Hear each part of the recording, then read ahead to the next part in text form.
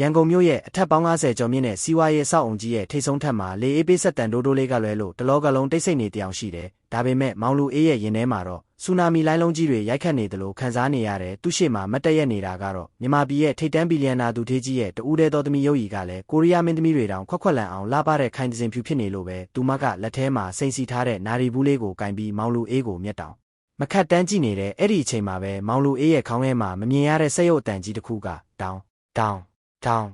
ဆိုပြီးကျဲလောင်စွာမြည်ဟဲလာတဲ့စနစ်တတိပေးချက်သူထေးမလေးခိုင်တစင်ဖြူကတင့်ကို3000တန်ပတ်တများလက်ပတ်နာရီလက်ဆောင်ပေးဖို့စူးစမ်းနေပါတယ်ရွေးချယ်စရာက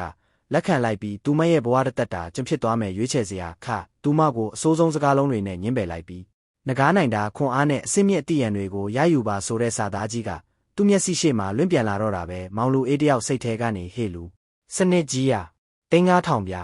3000ကျွန်တော်ကအကျွေးတွေပတ်လည်ဝိုင်းနေတဲ့ရုံးကူလေးပါဗျာလို့အော်ဟစ်နေပေမဲ့စနစ်ကတော့အေးဆေးရဲ့အချိန်စက္ကန့်30ပဲပေးမယ်မငင်းရင်မင်းရဲ့စံပင်တွေကိုတစ်သက်လုံးကျွတ်သွားအောင်လုပ်ပစ်မယ်လို့ချင်းချောက်လိုက်ပြန်တယ်ဒါနဲ့ပဲမောင်လူအေးဟာတပြင်းတစ်ချက်ကိုအားရပါးရချလိုက်ပြီးခိုင်တစင်ဖြူရဲ့မျက်လုံးဝိုင်းဝိုင်းလေးတွေကိုစိုက်ကြည့်လိုက်တယ်မခိုင်ဒီနာရီကကျွန်တော်အတွက်တော့အမိုက်ပုံးရဲကပလတ်စတစ်ဆုပ်ထက်တောင်တန်မိုးမရှိဘူးကျွန်တော်ရဲ့အချိန်တွေကိုဒီလိုတန်တန်စတွေနဲ့တိုင်းတာဖို့မကြိုးစားပါနဲ့သွားစမ်းပါကျွန်တော်နားကနေအခုချက်ချင်းထွက်သွားလိုက်တော့လို့ပြောချလိုက်တာနဲ့တရုံလုံးမှာရှိတဲ့ဝန်ထမ်းတွေအားလုံးဟာကြောက်ရွံ့တွေလိုမင့်တက်သွားကြတယ်။ခိုင်တစင်ဖြူရဲ့မျက်နှာလေးဟာနီမြန်းလာပြီးမျက်ရည်တွေဝဲတက်လာတာကိုမြင်လိုက်ရတဲ့အခါမောင်လူအေးရင်ထဲမှာနာကျင်သွားပေမဲ့စနစ်ကတော့အောင်မြင်သည်။တင်သည်သူထေးမလေးကိုအောင်မြင်စွာစော်ကားမော်ကားညှင်းပယ်နိုင်ခဲ့သဖြင့်ခွန်အားမတ်တရားနဲ့ရှို့ဝက်တိုင်းပညာတစ်မျိုးရရှိပါသည်။လို့ကြီးညာလိုက်တော့သူ့ရဲ့ခန္ဓာကိုယ်ထဲမှာလျှက်စစ်စည်းသလိုမျိုးအင်အားတွေပြည့်တက်လာတာကိုခံစားလိုက်ရတဲ့ညှိုးငယ်သွားတဲ့ခိုင်တစင်ဖြူကရှင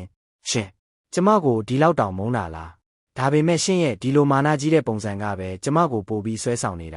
ာရှင့်ကိုမရရအောင်ယူမယ်လို့ပြောပြီးငိုယိုပြီးပြေးထွက်သွားတဲ့အခါမောင်လူအေးတယောက်ဟာငါညင်းတာလေဗျာဘာလို့ပို့ပြီးကြိုက်သွားရတာလဲဆိုပြီးစိတ်ပြက်လက်ပြက်နဲ့ရုံးခန်းထောက်မှာထိုင်ချလိုက်ရတော့တယ်နောက်တနေ့မနက်မှာတော့မောင်လူအေးဟာရုံးကိုလာဖို့တောင်ကြောက်နေပြီးဒါပေမဲ့စနစ်ကသူ့ကိုမစ်ရှင်အစ်စ်ယနေ့ရုံးကန်တင်းမှာသူထေးမလေးကျွေးတဲ့နေ့လယ်စာကိုအဆက်ခွဲညင်းပယ်ပါဆုလာရွှေတင်ကား1000နဲ့ပါဆက်ဖြင့်ကားအင်ဂျင်ပြင်နိုင်သောစွမ်းရည်ဆိုပြီးထပ်ပေးပြန်တဲ့ကန်တင်းထဲကိုရောက်သွားတဲ့အခါခိုင်တစင်ဖြူကသူမကိုယ်တိုင်ချက်လာတဲ့ဟင်းဘူးတွေကိုစားပွဲပေါ်မှာခင်းကျင်းထားပြီးမောင်လူအေးကိုပြုံးရှင်စွာစောင့်နေတဲ့လူအေးဒါကျမကိုယ်တိုင်ချက်လာတဲ့ကရင်ချက်လေးပါစားကြည့်ပါဦးလို့သူမကဇွန်းလေးနဲ့ခတ်ပြီးခွန်းဖို့ပြင်လိုက်တဲ့အချိန်မှာစနစ်ကသူ့ရဲ့အာယုံကြောတွေကိုထိန်းချုပ်လိုက်ပြီးငါပါဇက်ကနတ်တုံနာကိုပဲစားတာမင်းရဲ့ဒီလိုအောက်တန်းစားဟင်းလျာတွေကိုကျွေးဖို့စူးစမ်းတာကငါရဲ့ရှာကိုစော်ကားတာပဲဒီဟင်းတွေကိုလမ်းဘေးကခွေးတွေကိုတွားကျွေးလိုက်စမ်းလို့အော်ပြောခိုင်းလိုက်တယ်မောင်လူအေးရဲ့စကားကြောင့်တကန်တင်းလုံးတိတ်ဆိတ်သွားပြီးဘေးကဝန်ထမ်းတွေ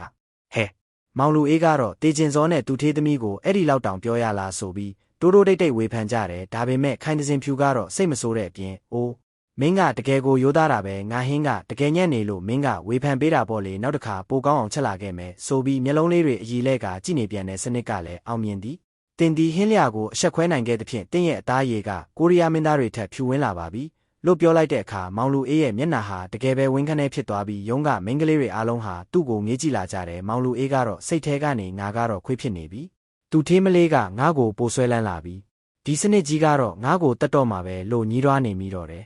တပတ်လောက်ကြာတဲ့အခါမှာတော့အခြေအနေတွေကပိုပြီးဆိုးဝါးလာတယ်ခိုင်တစင်ဖြူကမောင်လူအေးကိုသူမရဲ့ပါတနာဖြစ်ကုမ္ပဏီညစာစားပွဲကိုဖိတ်ကြားခဲ့တယ်မောင်လူအေးကမသွားချင်ပေမဲ့စနစ်ကမစ်ရှင်ညစာစားပွဲမှာအစမ်းပြားဆုံးဝတ်စုံကိုဝတ်သွားပြီးသူထေးမလေးရဲ့ကခုံဖို့ဖိတ်ခေါ်ချက်ကိုညှင်းပယ်ပါဆုလာမျက်လုံးဖြင့်နယံကိုဖောက်မြင်နိုင်သောစွမ်းအားလို့ဆိုလာပြန်တဲ့ညစာစားပွဲမှာလူကြီးလူကောင်းတွေအားလုံးကတိုက်ပုံတွေစတိုင်ပေါင်းဘီတွေနဲ့ခံရနေကြချိန်မှာမောင်လူအေးကတော့စနစ်ရဲ့ညွှန်ကြားချက်အရာစပိုက်တာမန်ဝတ်စုံကြီးကိုဝတ်ပြီးရောက်သွားခဲ့တယ်လူတိုင်းကသူ့ကိုဝိုင်းကြည့်နေကြပေမဲ့ခိုင်တစင်ဖြူကတော့အိုးလူအေးကတကယ့်ကိုထူးခြားတဲ့အမှုပညာခံစားချက်ရှိတာပဲစပိုက်တာမန်ဝတ်စုံနဲ့တောင်ဒီလောက်ချောနေရတာဆိုပြီးဂုံယူဝင်းကြွားစွာနဲ့လူကြားထဲမှာလာနှုတ်ဆက်တယ်ပြီးတော့သူမကကစက်ယုံထဲမှာကခုံဖို့ကန်းလန့်တဲ့အခါမောင်လူအေးကမင်းနဲ့ကြရမှာထက်ဒီနားကတိုင်လုံးကြီးကိုပုတ်ပြီးကြရတာကပိုပြီးစိတ်လှုပ်ရှားဖို့ကောင်းတယ်မင်းကငါရဲ့ကကွက်တွေနဲ့မတန်ဘူးလို့ပြောပြီးတိုင်လုံးကိုဖက်ကတယောက်တည်းယူကြောင်ကြောင်ကပြလိုက်တယ်အဲ့ဒီတွေအားလုံးကဘားဆက်ဟောင်းသားဖြစ်နေချိန်မှာစနစ်ကတော့အောင်မြင်သည်တင်းရဲ့မျက်လုံးတွေကအခုဆိုရင်အုတ်တတိုင်းတွေကိုဖောက်မြင်နိုင်ပါပြီလို့အောင်တန်ပေးတယ်ဒါပေမဲ့ခိုင်တစင်ဖြူကတော့မင်းကတကယ့်ကိုကိုကြီးကိုသွေးရှိတဲ့သူပဲမင်းရဲ့ကကွက်တွေကငါ့ကိုယူသွက်စေတယ်လို့ပြောပြီးလက်ခုပ်တီးနေတာကြောင့်မောင်လူအေးတယောက်ငါ့ကိုယူတယ်လို့မထင်ပဲဘာလို့ဒီလောက်တောင်အထင်ကြီးနေရတာလဲဆိုပြီးကိုတက်တေချင်းစိတ်တောင်ပေါက်သွားတယ်သူဟာမျက်လုံးကိုမိတ်ပြီးနယံတွေကိုဖောက်ကြည့်လိုက်တဲ့အခါတကယ်ပဲဟိုဘက်ခန်းကစားဖို့မူးတွေဟင်းခိုးစားနေတာကိုမြင်နေရပေမဲ့သူ့ရဲ့ဂုံတိတ်ခါကတော့မြေစာပင်ဖြစ်သွားခဲ့ပြီ နောက်ထပ်မစ်ရှင်တစ်ခုကတော့ပိုပြီးခက်ခဲလာတဲ့ခိုင်တစင်ဖြူကသူ့ကိုမြို့လေကနာမည်ကြီးရှော့ပင်းမောက်ကြီးတစ်ခုကိုခေါ်သွားပြီးလူအေးဒီထဲမှာရှိသမျှမင်းကြိုက်တာအကုန်ယူငါကုန်ဝယ်ပေးမယ်လို့ပြောလာတဲ့စနစ်ကချက်ချင်းဆိုသလိုမစ်ရှင်သူမဝယ်ပေးရဲ့ပစ္စည်းတိုင်းကိုအပေါ်စားတွေလို့ပြောပြီးညင်းပယ်ပါပြီးတော့လမ်းဘေးကကြွကြွအိတ်ဟောင်းကိုပဲကောက်ယူသိမ်းစေပါဆုလပ်ငွေကြေးတန်းတစ်ထောင်နဲ့နားဖြင့်ကဘာတစ်ဖက်ချမ်းကအတန်ကိုကြားနိုင်သောစွမ်းရည်လို့မိန်ကြားလိုက်တဲ့ခိုင်တစင်ဖြူကတင်းရချီတန်တဲ့ရင်းရလာနာရီကိုပြတဲ့အခါမောင်လူအေးကဒီနာရီကလက်ပတ်နာရီလားဒါမှမဟုတ်ခွေးလေပတ်လားငါးလက်ကဒီလိုအပေါ်စားပစ္စည်းတွေနဲ့မထိတွေ့နိုင်ဘူးလို့အော်ပြောလိုက်တယ်ပြီးတော့ဒီတွေကိုလည်းဈေးချင်းတောင်းထက်တောင်ရုပ်ဆိုးတယ်လို့စော်ကားပြီးလမ်းဘေးမှာလွင့်နေတဲ့အစိမ်းရောင်ကြွကြွအိတ်ဆုပ်တစ်ခုကိုကောက်ကင်လိုက်ကဒါကမှတကယ်အမှုပညာပဲဒီအိတ်ထဲမှာလေတုရဲ့ရှိုးဝက်ချက်တွေပါတယ်လို့ပြောပြီးမျက်မျက်နိုးနိုးသိမ့်လိုက်တဲ့ရှော့ပင်းမောက်တဲကလူတွေကသူ့ကိုဒီကောင်တော့ယူသွားပြီးလို့ကြည့်နေကြပေမဲ့ခိုင်တစင်ဖြူကတော့မျက်ရည်တွေဝဲပြီးလူဝေး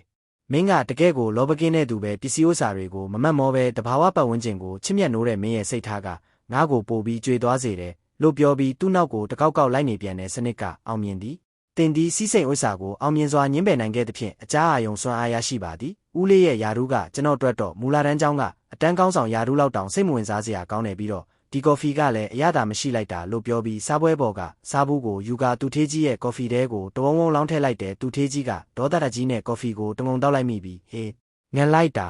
မင်းဘာလို့တာလဲလို့အော်ဟစ်တော့တယ်အဲ့ဒီအချိန်မှာခိုင်တစင်ဖြူကအခန်းထဲပြေးဝင်လာပြီးအဖေလူအေးကိုဘာမှမပြောနဲ့သူကအဖေရဲ့သွေးတိုးယောဂအတွက်စားနဲ့တက်ပြန်အောင်စမ်းသက်ပေးနေတာသူကအရန်ကိုဂယူးဆိုင်တက်တဲ့သူပါလို့ကြားတဲ့ကဝင်ပြောပြီးမောင်လူအေးကိုကာကွယ်ပေးပြန်တယ်စနစ်ကအောင်မြင်သည်တင်ဒီယခုမှဆက်လေတိမ်ပေါ်သို့ပြန်တက်နိုင်ပါပြီလို့ပြောတဲ့အခါမောင်လူအေးရဲ့ခြေထောက်တွေကမြေကြီးကနေတဖြည်းဖြည်းကျွတ်တက်လာတာကိုသူထေးကြီးကမြင်သွားပြီးဟိုမှာသူပြန်နေတယ်သူကလူသားမဟုတ်ဘူးသူကနတ်ဖျားပဲဆိုပြီးဒူးထောက်ရှိကိုတော့တာပဲတယုံလုံးကဝန်ထမ်းတွေလည်းပြေးဝင်လာပြီးမောင်လူအေးကိုဝိုင်းဝန်းကိုးကွယ်ကြတော့တယ်မောင်လူအေးကတော့ကျွန်တော်ပြန်ကျင်လို့ပြန်တာမဟုတ်ပါဘူးဗျာစနစ်ကပြန်ခိုင်းလို့ပါလို့အော်ပြောပေမဲ့ဘယ်သူမှမယုံကြတော့ပဲသူဟာအခြေမင်းသားနတ်ဖျားဆိုတဲ့ပွဲကိုရသွားခဲ့တယ်အခြေအနေတွေကလုံးဝထိမ့်မနိုင်သိမရဖြစ်လာပြီးဒီနေ့မှာတော့ခိုင်တစင်ဖြူကရန်ကုန်မြို့ရဲ့အလဲကောင်မှာရှိတဲ့အကိစ္စဖုတ်ကြီးတွေအားလုံးမှာမောင်လူအေးရဲ့ပုံတွေကိုတင်ပြီးကျမရှင်ကိုချစ်တယ်ကျမရဲ့အပိုင်းဖြစ်ပေးပါလို့ဗီဒီယိုနဲ့ဖွင့်ဟဝန်ခံခဲ့တယ်မြို့တဲကလူတောင်ပေါင်းများစွာကဒီမြင်ကွင်းကိုကြည့်နေကြချိန်မှာစနစ်ကနောက်ဆုံးနဲ့အကြီးမားဆုံးမစ်ရှင်ကိုပေးလိုက်တယ်နောက်ဆုံးမစ်ရှင်လူများရှေ့မှာသူမရဲ့ဝန်ခံချက်ကိုညှင်းပယ်ပြီးငါးနှလုံးသားကအသားဟင်းနဲ့ပဲဆိုင်နေမိန်းကလေးတွေနဲ့မဆိုင်ဘူးလို့ပြောပါဆုလထာဝရအသက်ရှိခြင်းနဲ့ကမ္ဘာချမ်းသာဆုံးပုဂ္ဂိုလ်ဖြစ်လာခြင်းမောင်လူအေးဟာလူအုပ်ကြီးကြားထဲမှာမတ်တက်ရက်နေရင်ခိုင်တစင်ဖြူရဲ့မျက်လုံးထဲကမျောလင်းချက်တွေကိုမြင်နေရတယ်ဒါပေမဲ့စနစ်ရဲ့အသက်ရှိခြင်းဆိုရဲဆုလကိုသူလိုချင်မိတာကတကြောင်ညှင်းပယ်လိုက်တိုင်းစွမ်းအားတက်နေတာကတကြောင်ကြောင့်သူဟာအားတင်းပြီးမခိုင်တစင်ဖြူကျွန်တော်ကိုလာမပတ်သက်ပါနဲ့ကျွန်တော်နှလုံးသားကဝတ်သားတုပ်ထိုးနဲ့ပဲဆိုင်ပါတယ်မင်းလိုမိန်းကလေးတယောက်ထက်ဝတ်သားတုပ်ထိုးတစ်ခုကငါအတွက်ပိုရေးကြီးတယ်လို့မိုက်ခရိုဖုန်းနဲ့အော်ပြောလိုက်တယ်တမျိုးလုံးစိတ်ငြိမ်သွားပြီးလူတွေအားလုံးကဝတ်သားတုပ်ထိုးဆိုပြီးအံ့အားသင့်သွားကြတယ်ဒါပေမဲ့နောက်စက္ကန့်နှဲငယ်မှာပဲခိုင်တစင်ဖြူကပြုံးလိုက်ပြီးဟုတ်ပြီလေ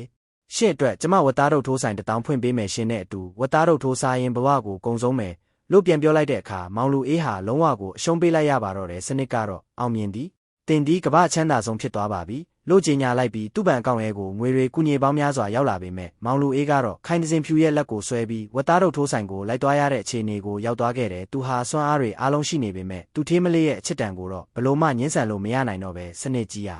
နောက်ဆုံးတော့လေကျွန်တော်ကသူမရဲ့အချစ်ကြုံဖြစ်သွားရတာပဲလားလို့မေးလိုက်တဲ့အခါစနစ်က